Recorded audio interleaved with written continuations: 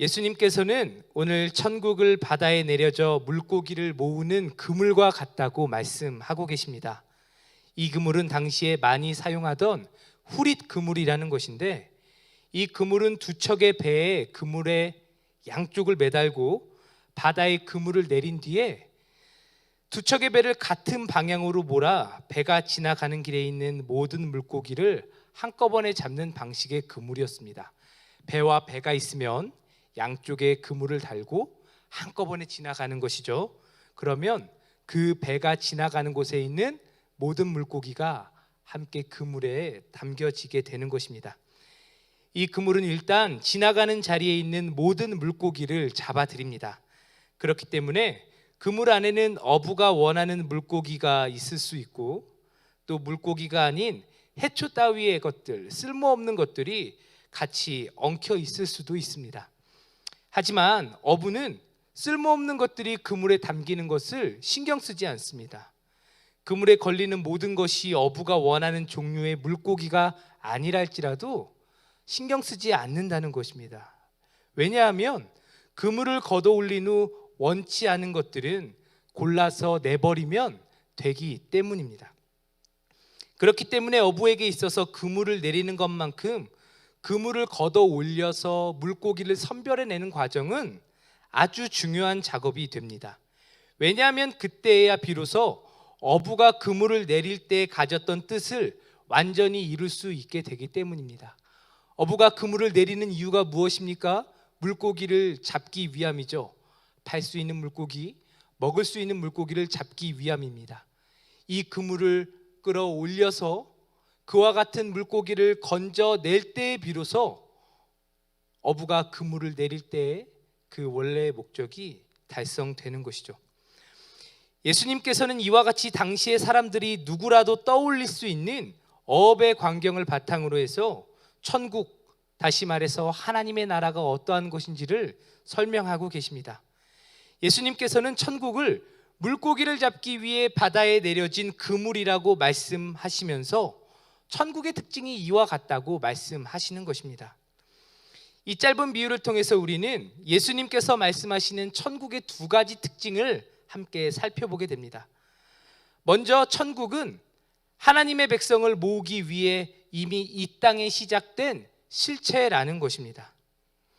예수님께서는 천국이 이미 바다에 내려진 그물이라고 말씀하셨습니다. 여기서 내려졌다는 것은 과거 어느 시점에 완료된 행동을 의미합니다. 즉 그물이 내려진 것처럼 천국도 어느 시점에 시작이 되었다라는 것입니다. 성경은 천국을 우리가 앞으로 가야 할 곳으로만 말하지 않고 이미 이 땅에 시작된 것이라고 말합니다. 오늘 우리가 예수님과 함께 동행하며 살 때 와, 천국과 같다라고 말하잖아요. 그런데 성경은 천국과 같다고 말하는 게 아니라 우리가 이미 천국을 살고 있다고 말하고 있다는 것이죠.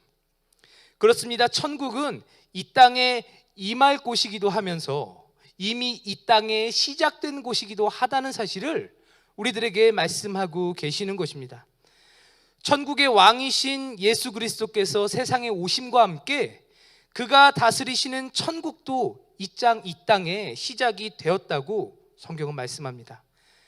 하지만 이미 시작된 천국은 지리적이고 영토적인 개념의 것은 아니죠. 시작된 천국은 천국의 왕이신 예수님을 중심으로 존재하는 영적인 실제라는 것입니다. 쉽게 말하면 예수님을 믿는 사람만이 천국의 왕이신 예수님을 믿는 사람만이 그 천국에 살게 되는 그와 같은 영적인 실제를 성경은 천국이라고 말하고 있는 것입니다. 그렇다면 천국은 무엇을 위해 이 땅에 시작이 되었겠습니까? 본문을 통해 우리는 천국이 그 백성을 모으기 위해 시작된 것이라는 사실을 어렵지 않게 깨닫게 됩니다. 이 비유의 전반적인 내용을 우리가 살펴볼 때 바다에 내려진 그물이 물고기를 모은다는 것은 천국이 천국 백성을 모은다는 것을 뜻한다라는 것을 알 수 있죠. 그물이 바다에 내려져 물고기를 모으는 것과 같이 천국은 세상 속에 시작되어서 천국의 백성을 모으고 있다는 것입니다. 그렇습니다. 천국은 그 나라의 백성을 모으기 위해 이 땅에 이미 시작이 되었습니다. 그리고 그 나라의 백성을 모으고 있고 지금도 모으고 있으며 앞으로도 모아갈 것입니다. 앞서 잠깐 이와 같이 시작된 천국이 지리적이고 물리적인 공간이 아니라 천국의 왕이신 예수님을 중심으로 이루어지는 곳이라고 제가 말씀을 드렸습니다. 그렇기 때문에 천국의 백성이 된다는 것은 어떤 공간에 머문다는 의미가 아니라 내가 어딘가에 머문다라는 것을 의미하는 것이 아니라 천국의 왕이신 예수님을 자신의 왕으로 모시는 것을 의미합니다. 예수님께서 천국의 왕이시기 때문에 그의 백성이 되는 것이 곧 그의 나라 천국의 백성이 되는 것이라고 성경이 우리들에게 말씀하십니다. 그러므로 천국이 그 백성을 모은다는 것은 그 나라의 왕이신 예수님을 자신의 왕으로 믿는 자들을 모으고 있다라고 이해해도 틀리지 않는 것이죠. 주님께서는 천국이 가까이 왔음을 말씀하시면서 공생의 사역을 시작하셨습니다. 천국이 눈앞에 와 있다고 말씀하셨습니다. 참으로 이것은 진리입니다. 사람들이 마주하고 있는 예수님이 바로 천국의 실체였기 때문입니다. 그 예수님으로 인해서만, 그 예수님을 통해서만 우리는 천국을 경험하게 되고 천국에 들어갈 수 있습니다. 예수님이야말로 그 천국의 문이 되어 주십니다. 천국의 소식은 예수님의 소식이었다라는 것입니다. 예수님의 소식을 듣고 그를 자신의 구원자 메시아로 믿는 자는 천국의 백성이 되는 것이죠. 이것이 바로 복음입니다. 천국 복음은 모든 사람에게 들려졌고 이 사실을 들은 모든 사람은 천국 백성이 될 수 있는 것입니다. 특별히 제한된, 선택된 누군가에게만 들려지는 비밀스러운 소식이 아니라 밝히 드러나서 누구나 들을 수 있게 오늘도 전해지고 있는 것이 천국 복음입니다. 그렇습니다. 우리가 오늘 예수님의 비유를 통해 알게 되는 천국에 대한 첫 번째 사실, 그것은 천국이 그 천국 백성을 모으기 위해 이미 우리 가운데 시작된 실제라는 것입니다. 오늘 비유를 통해 깨닫게 되는 천국에 대한 두 번째 사실은 무엇입니까? 시작된 천국은 하지만 아직 완성되지 않았다라는 것입니다. 이 말이 의미하는 것이 무엇이겠습니까? 언젠가는 완성이 될 것이라는 뜻이 되겠죠. 비유는 내려진 그물이 걷어 올려지는 때가 있다는 사실을 말씀합니다. 그물이 내려진 채로 물고기를 모으고 있지만 언젠가는 걷어 올려질 때가 있다라는 것입니다. 어부가 있는 한 그물이 바다에 내려진 채로 방치되는 일은 없을 것입니다.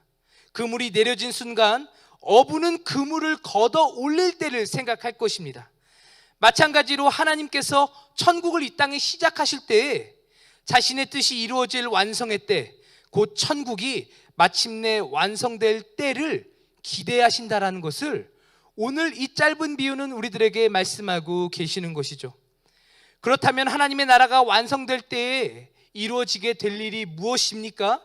그것은 천국에 합당한 자와 합당하지 않은 자, 하나님께 합당한 자와 합당하지 않은 자가 나누어지는 일, 곧 주의 진노의 심판이 이루어지게 되는 것입니다. 어부는 그물이 물고기로 가득 차면 그물을 걷어 올리고 좋은 것은 그릇에 담지만 못된 것, 곧 나쁜 것은 내버린다고 말씀합니다. 자신에게 필요 없지만 그물에 같이 딸려 올라온 물고기들은 모두 버림받게 되는 것이죠. 마찬가지로 하나님께서는 마침내 하나님의 나라가 완성이 되는 때에 의인과 악인을 나누어서 의인은 완성된 하나님의 나라에서 영원한 복락을 누리게 하시지만 악인은 풀무불, 곧 영원한 형벌, 꺼지지 않는 그 불 가운데에서 영원한 고통을 당하게 하실 것이라고 말씀하고 계시는 것입니다. 오늘 우리가 함께 읽은 이 말씀이 강조하는 바가 바로 여기에 있습니다.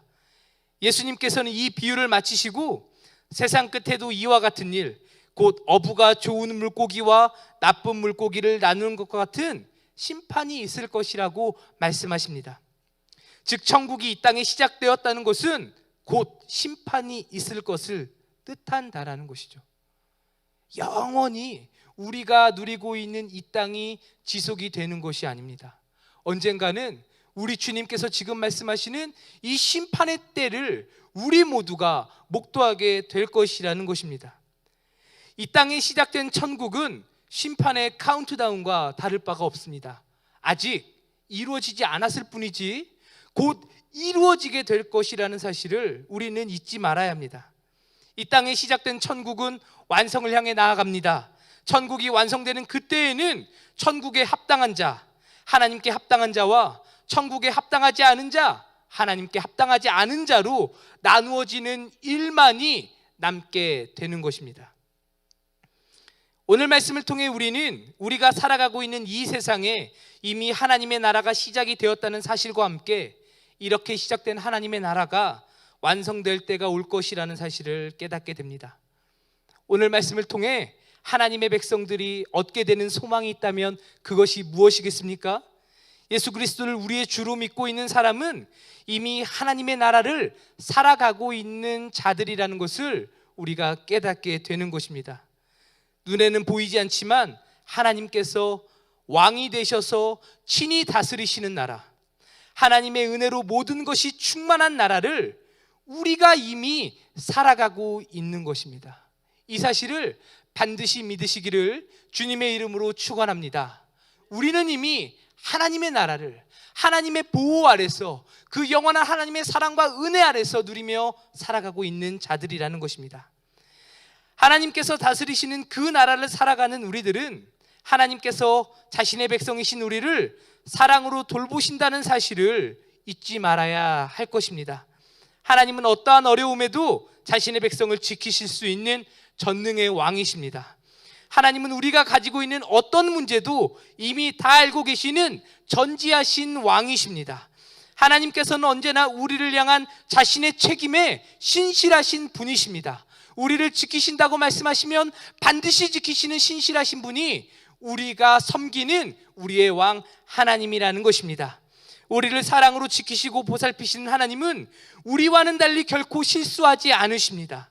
그러므로 우리는 우리 눈앞의 상황과 환경으로 인해 아주 낙심하지 않는 것이죠.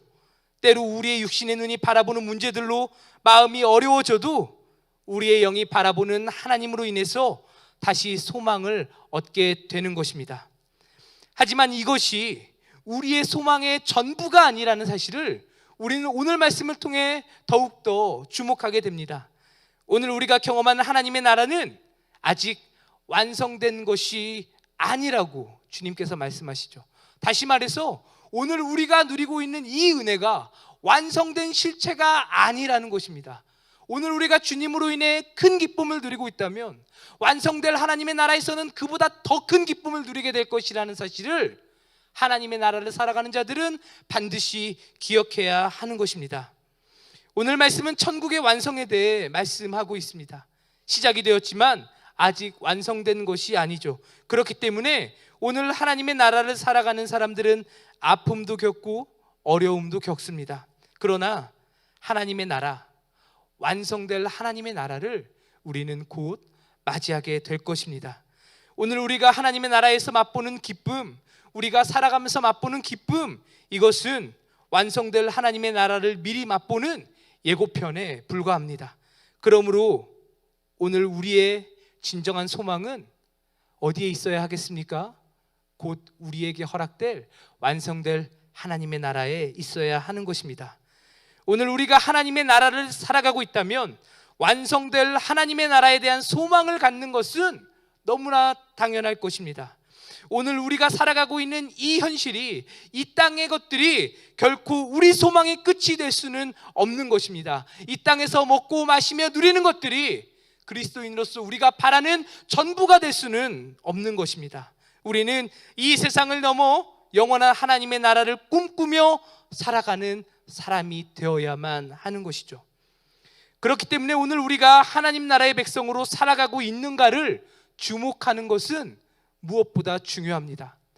오늘 각자의 처소에서, 집에서, 때로는 차 안에서, 핸드폰으로, 컴퓨터로, TV로 어렵지만 영상으로 예배를 드리고 있는 사랑하는 우리 성도 여러분, 오늘 내가 이 하루가 하나님의 백성으로, 하나님을 나의 왕으로 모시며 보내진 시간이었는지 주목하는 것은 다른 무엇보다 중요한 것입니다. 나를 하나님 나라의 백성 되게 하시는 예수님을 향한 믿음이 우리에게 있느냐를 주목하는 것은 무엇보다 중요하다는 것입니다. 천국은 이미 시작이 되었고, 시작된 천국을 살아가는 사람만이 완성될 하나님의 나라에도 들어갈 수 있습니다. 오늘 내가 하나님께서 이미 시작하신 그 천국을 살아가고 있어야만 완성될 그 하나님의 나라도 들어갈 수 있다는 사실을 반드시 기억하시기를 바랍니다. 지금은 아니지만 그때가 되면 하나님의 나라에 들어가면 되지, 우리 주님께서는 그와 같은 말을 인정하지 않으시는 것이죠. 오늘 내가 예수님을 나의 주로, 나의 왕으로 믿지 않고 있다면 종래에 하나님의 나라가 우리 눈앞에 펼쳐질 때 그동안 신실하게 예수를 자신의 구주요 또 왕으로 믿으며 섬기며 살았던 사람들에게서 나누어지게 될 것입니다. 그때에는 나누어지게 될 것입니다. 오늘은 티가 안 날지 모릅니다. 오늘은 함께 있기 때문에 누가 하나님 나라의 백성이고 누가 나누어지게 될 자인지 구별할 수 없을지 모릅니다. 하지만 그때가 되면 분명하게 나누어지게 될 것입니다. 이와 같은 사실을 기억한다면 우리는 오늘 반드시 예수님을 나의 구주로 믿는 그 믿음을 가지고 오늘 맞이하는 모든 것들을 살아내야 할 것입니다. 사랑하는 성도 여러분, 예수님을 나의 구주 또 나의 왕으로 믿어야 할 때가 언제이겠습니까? 그것은 바로 지금뿐이라는 사실을 잊지 말아야 합니다. 기약할 수 없고 약속할 수 없는 내일이 아니라 바로 지금만이 내가 하나님 나라의 백성으로 살아갈 유일한 기회라는 사실을 오늘 말씀을 통해 우리가 깨달아야 하는 것이죠.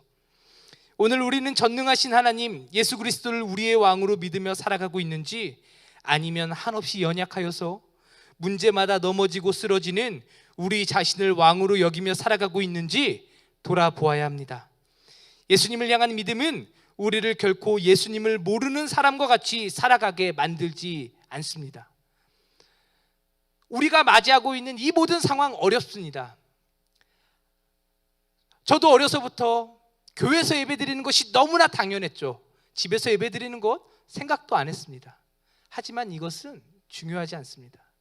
지금 내가 정말 예수님을 믿는 믿음이 있는지가 중요하지, 내가 어디에서 예배를 드리느냐는 중요하지 않습니다.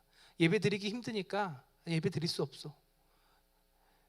지금 이와 같은 상황에서 상황이 어렵기 때문에 믿음이 약해지는 것은 당연한 것 아니야? 우리 주님께서는 그와 같이 말씀하시지 않는다는 것입니다. 우리의 믿음은요, 보석과 같이 빛나는 것이어야만 합니다. 어떠한 상황에서도 반짝반짝 빛나는 것이어야만 합니다. 그 믿음을 가진 자들은 결코 상황과 환경에 굴복할 수 없는 자들입니다. 상황 때문에, 환경 때문에 예수님을 모르는 사람들처럼 살아갈 수는 없는 것입니다. 영원한 하나님의 나라를 위해 찰나와 같은 오늘의 삶을 기쁨으로 하나님께 맡겨드리는 우리 모두가 되기를 주님의 이름으로 축복합니다. 오늘 우리가 소망 가운데 인내로 견뎌낸 이 어려움의 시간이 종래의 하나님의 심판대에서 세상 모든 사람이 나누어지게 되는 그때에 기쁨으로 회자될 것입니다. 그래, 그때 그랬지. 그때 정말 신앙을 지키기 어려웠어. 하지만 그 믿음 하나로, 예수님 믿는 그 믿음 하나로 지켜내고 인내하며 오늘 이 자리에 이르게 되었어. 사랑하는 성도들과 함께 그 구원의 반열에서 함께 그와 같은 사실을 이야기하게 될 때가 올 것입니다. 이 사실을 기억하며 믿음의 자리를 굳게 지키는 사랑하는 성도들, 사랑하는 주의 권속들 되시기를 주님의 이름으로 간절히 축원합니다. 함께 기도하겠습니다.